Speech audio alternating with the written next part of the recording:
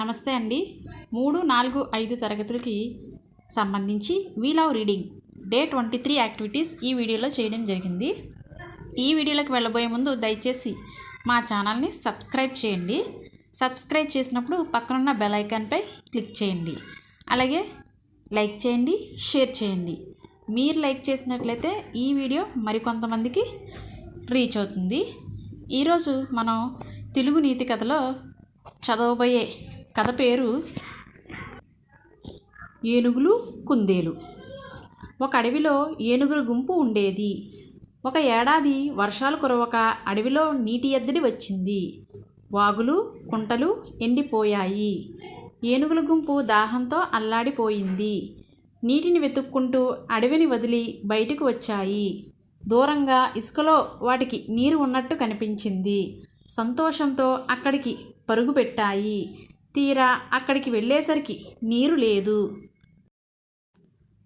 మళ్ళీ అక్కడి నుంచి చూసేసరికి దూరంగా నీరు కెరటాలు కొడుతున్నట్లు కనిపించింది.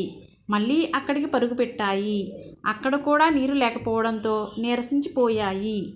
ఏనుగులు కష్టం పక్కనున్న తుప్పల్లోంచి చూస్తున్న కుందేలు వాటి ఎదురుగా వచ్చి ఇలా చెప్పింది. చాలాసేపటి నుంచి మిమ్మల్ని చూస్తున్నాను. నీటి కోసం చాలా కష్టపడుతున్నారు. మీరు ఎండమావిని చూసి నీరు అనుకుంటున్నారు. ఇక్కడికి దగ్గరలో ఒక చెరువు ఉంది. అక్కడికి వెళ్ళి మీ దాహం తీర్చుకోండి అని సలహా ఇచ్చింది. కుందేలు మాట విన్న ఏనుగులకు కోపం వచ్చింది. మేము తెలివి తక్కువ వాళ్ళలా కనిపిస్తున్నామా అంటూ ఒక ఏనుగు కోపంతో కుందేలును తొండంతో పట్టుకుంది. ఎంత వేడుకున్నా వినకుండా దాని నేలకు వేసి కొట్టింది. ఆ దెబ్బకు కుందేలు ప్రాణం విడిచింది. మీరు ఈ కథను విన్నారు కదా. ఈ కథకు సంబంధించి నేను కొన్ని ప్రశ్నలు అడుగుతాను. వాటికి మీరు సమాధానం చెప్పండి. అలాగే మీ నోట్బుక్లో రాయండి. మొదటి ప్రశ్న, వర్షాలు కురవకపోవడం వల్ల ఏమి ఏర్పడింది?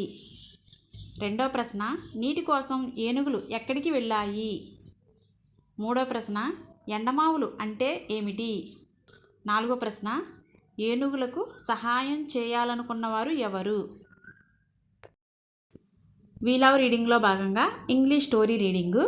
ఈరోజు మనం చదవబోయే ఇంగ్లీష్ స్టోరీ పేరు the golden bird and the king. A Hunter once caught a golden bird, but in fear from the king, brought it to the palace. He said to the king, "Your Majesty, this bird can lay golden eggs." The king was happy. His servant said to the king, "Your Majesty, the hunter has made a fool of you." So the king sold his servants to free the bird, thought that this kingdom was full of fools. The hunter knew it could lay golden eggs, but gifted him to the king. The king listened to his servants and asked them to set it free. అనగనగా ఒక వేటగాడు ఉన్నాడంట. ఒకరోజు ఆ వేటగాడు ఒక బర్డ్ని, పక్షిని పట్టుకున్నాడంట. అది గోల్డెన్ ఎగ్స్ అంటే బంగారు గుడ్లు పెట్టి పక్షి అంట. ఆ వేటగాడు రాజుగారి దగ్గర భయంతో ఆ పక్షిని తీసుకొని దర్బార్కి వెళ్ళాడంట. దర్బార్కి వెళ్ళి ప్యాలెస్కి వెళ్ళి, మహారాజా ఇదిగోండి బర్డ్, ఇది బంగారు గుడ్లు పెడుతుంది అని చెప్తాడంట. చెప్తే మహారాజు చాలా సంతోషిస్తాడట. కానీ అతని సర్వెంట్లు మహారాజుకి సలహా ఇస్తారట. మహారాజా ఇదేమి బంగారు గుడ్లు గట్ట పెట్టదో, ఇతను అబద్ధం చెప్తున్నాడు అని సలహా ఇస్తారట. ఆ సలహాలు విని మహారాజు సర్వెంట్లతో అంటాడంట, సరే ఈ బర్డ్ని వదిలేయండి, మీరు బయట తీసుకెళ్ళి వదిలేయండి అని అంటాడు. అప్పుడు ఈ వేటగాడు అనుకుంటాడంట, ఈ రాజ్యంలో ఉన్న వాళ్ళందరూ ఫూల్లా ఉన్నారు అని అనుకుంటాడంట. అనుకొని వెళ్ళిపోతాడట. ఆ వేటగాడు రాజుగారికి గిఫ్ట్ ఇద్దాం అనుకునేసరికి రాజుగారు సర్వెంట్ల మాటని ఇతను మాట పట్టించుకోరంట. పట్టించుకొని పోయేసరికి ఆ బర్డ్ని ఫ్రీగా వదిలేస్తారంట. ఇక్కడ మోరల్ ఒకటి చెప్పారు, make a decision after you know the truth. అంటే ఏదన్నా మనం డెసిషన్ తీసుకోవాలంటే దాని గురించి తెలుసుకున్న తర్వాత డెసిషన్ తీసుకోవాలి అనే మీనింగు. ఇక్కడ ఒక యాక్టివిటీ ఇచ్చారు, కొన్ని ఆబ్జెక్ట్స్ ఇచ్చారు. ఆ ఆబ్జెక్ట్స్ యొక్క ఎస్టిమేషన్ లెంత్ ఎంత, అలాగే మీరు మెజర్ చేసిన లెంత్ ఎంత అని అడుగుతున్నారు. ఎస్టిమేషన్ అంటే అంచనా వేసిన, మీరు అంచనాగా చెప్తారు కదా అది. మెజర్ అంటే మీరు కొలిచి రాసేదన్నమాట. ఇక్కడ ఎస్టిమేషన్ అది రాయమన్నారు, అలాగే కొలిచి యాక్చువల్గా ఉన్న పొడవు రాయమన్నారు. ఫస్ట్ ఆబ్జెక్టు బకెట్ పొడవు ఎంత అన్నారు. అంచనాకి 35 సెంటీమీటర్లు రాసాం, మెజర్ చేస్తే 40 సెంటీమీటర్స్ వచ్చింది కొలిస్తే. అక్కడ గ్లాస్ ఇచ్చారు, గ్లాసు మనం అంచనాకి 3 సెంటీమీటర్స్ రాసాం, కానీ యాక్చువల్గా ఉన్నది 5 సెంటీమీటర్స్ పొడవు ఉంది. స్కూల్ బ్యాగ్ 30 సెంటీమీటర్స్ రాసాం, మెజర్ చేస్తే 33 సెంటీమీటర్స్ వచ్చింది. చైర్ అంచనాకి 50 సెంటీమీటర్స్ రాసాం, కానీ యాక్చువల్గా 56 సెంటీమీటర్స్ ఉంది.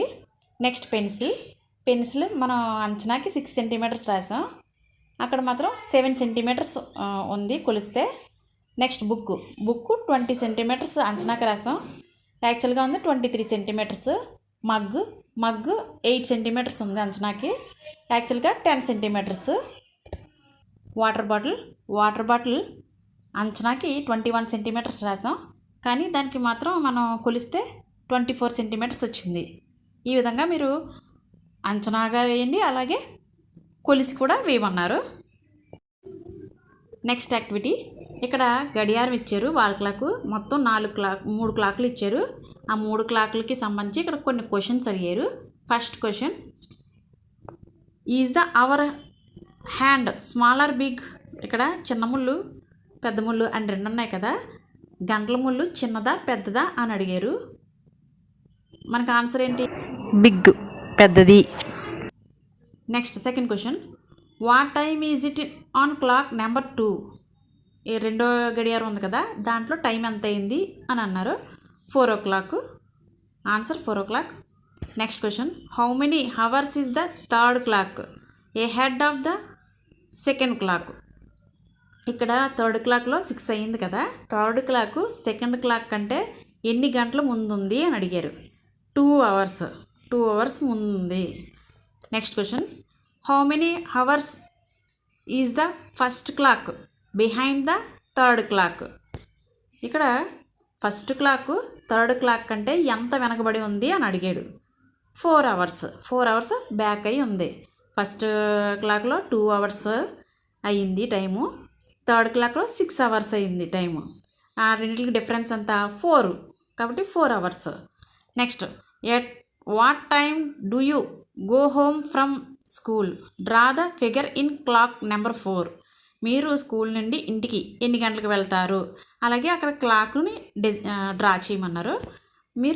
మేము 4:30కి వెళ్తామని ఇక్కడ రాసాము.